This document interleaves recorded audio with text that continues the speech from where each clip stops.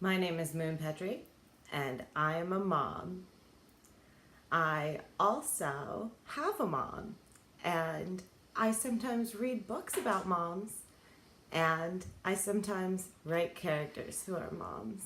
If any of these things are true of you, this tag applies to you. It's not just for moms. But if you are a mom and you're watching this shortly after it comes out, happy Mother's Day. This mom writing tag has 4 sections. The first is if you are a mom.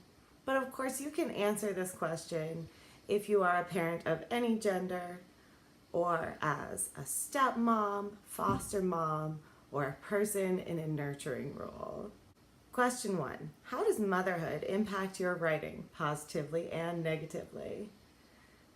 So, as anyone who has ever spent any amount of time with children will know, they are a huge time suck. So, the main way that motherhood negatively impacts my writing is by keeping me too busy to write.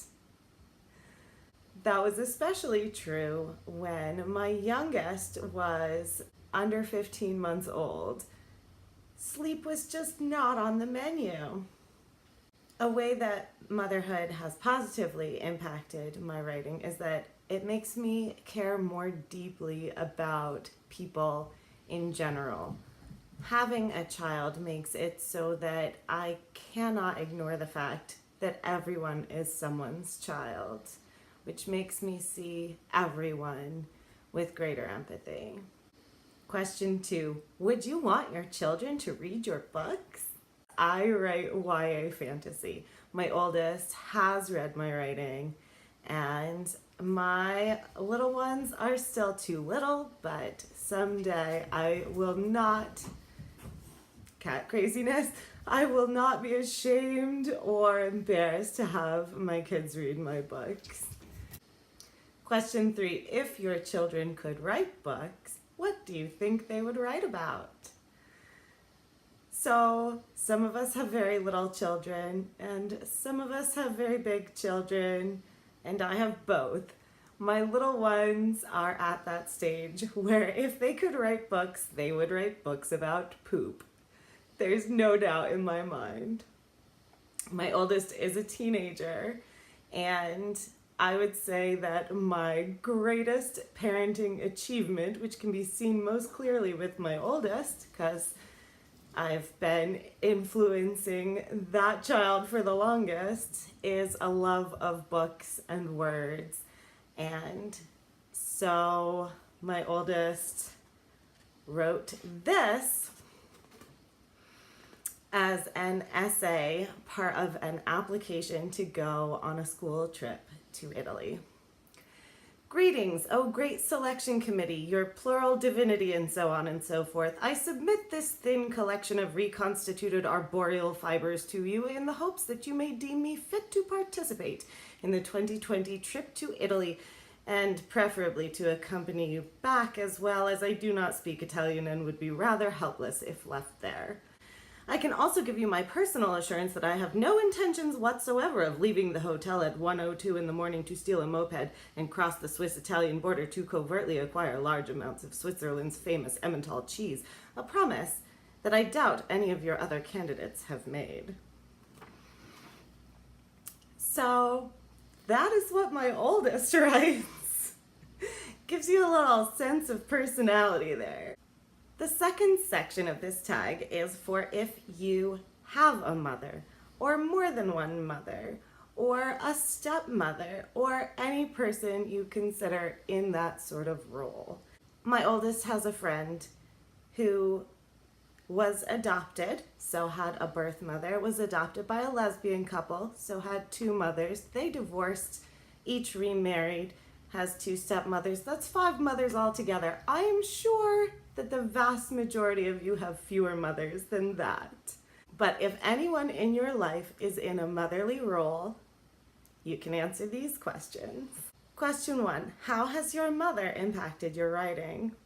I think that my mother always knew I was going to be a writer, which is a strange thing to think about.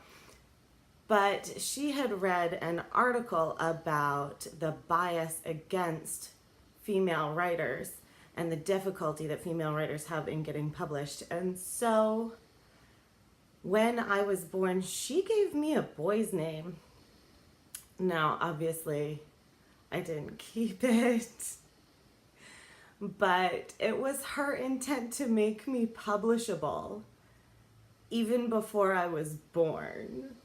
The other most important part is bringing me to bookstores and libraries and reading to me and reading for pleasure herself in front of me, so that I saw that books were this great source of joy that I could access. The other thing is that she recently has provided some childcare, making it possible for me to write, which has a big impact. The next question is, does your mother write? If not, what do you think she would write about if she did? My mother does write. She writes memoir. She also writes travel journals, which often take place in areas that she spent time as a child. And so they also sometimes cross over into memoir. She is very, very interested in nature and in personal history and the impact that nature can have on a person as they're reflecting on themselves. What are your mother's favorite books? My mother lately has been reading Louise Penny, who writes cozy mysteries.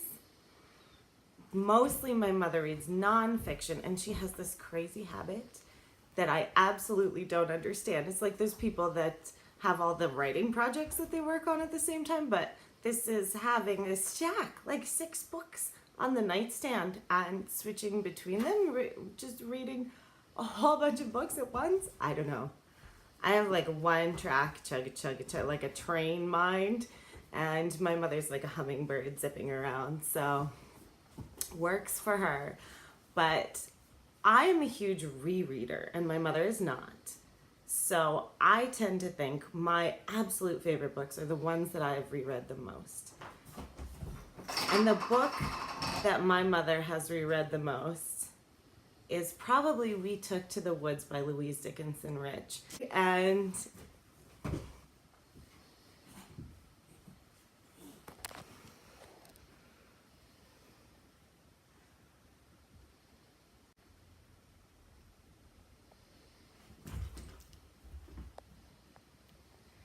so if I seem distracted, it is a memoir about moving to a very isolated area in Maine in the 1940s. The book is really, really funny. So if you liked Robert McCloskey's books as a child, Blueberries for Sal, One Morning in Maine, you would like Louise Dickinson Rich's We Took to the Woods as an adult. Section 3 is for if you read about mothers. What is your favorite book that focuses on the theme of motherhood? Now this is really, really easy for me. This is Anne Lamott's Operating Instructions. It's a journal of her son's first year, and it is, if you've ever read any Anne Lamott, you will understand. It is uproariously funny and heart-wrenchingly emotional all at once, and so relatable. Who are the worst mothers in books and why? I'm just gonna name one, leave the other picks for everybody else. I'm going to say Mrs. Wormwood, Matilda's mom. She was selfish, she was dismissive, and worst of all, for a character in a book, she not only failed to encourage but actively discouraged her child from pursuing a love of books. Who are the best mothers in books and why? Again, I'm only going to give you my absolute number one. This is so easy for me. It has to be Molly Weasley. Molly is the perfect mother. She is warm and sweet and smothery and happy even in poverty to take in an extra child who really needed love. She is also not someone to cross, which was a description of Minerva McGonagall, but whatever. She is terrifying when she is angry, and especially when her children are in danger. Section 4 is for if you write about mothers. What are some tropes about mothers that you avoid in your writing? I have avoided writing about submissive or abused mothers or any sort of mothers that are unwilling or unable to stand up for their children. I think this is an important thing to include in fiction, but I don't feel like it's my place to write that story. And I also feel like it would have to be done very, very carefully. It's the sort of thing that needs to be handled just right. And it's more of a challenge than I'm up for at this point. What are some tropes about mothers that you embrace in your writing? So I'm going to mention not just mothers, but grandmothers. I have some characters in both of the works that, the one I'm revising and the one that I am drafting right now. And so the wise old woman trope, there are a good few characters that fit into that in one way or another. Some of them being literal grandmothers. And I love this trope. I love the idea, especially with a young female protagonist, of seeing a vision for themselves in the future, of seeing where they can go and how much they can gain from even the hardships in life that these women who have gone before them have learned and gained and benefited from. And what is your favorite mother, grandmother, or nurturing older woman moment from your writing?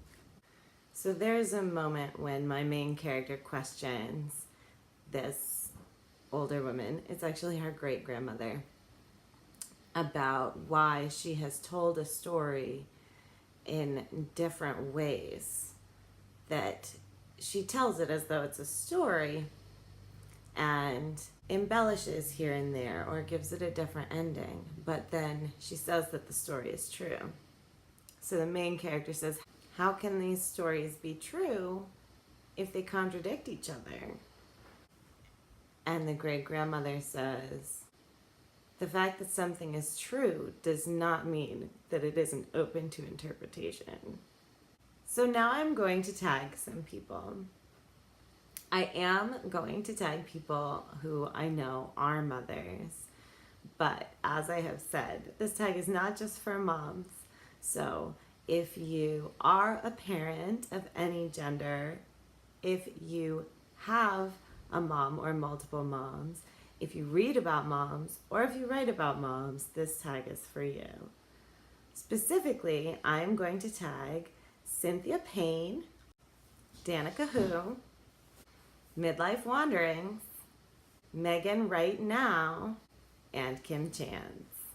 Until next time, I am Moon Petrie, and don't forget to wish your mom or anyone who has helped you and loved you along the way a happy Mother's Day.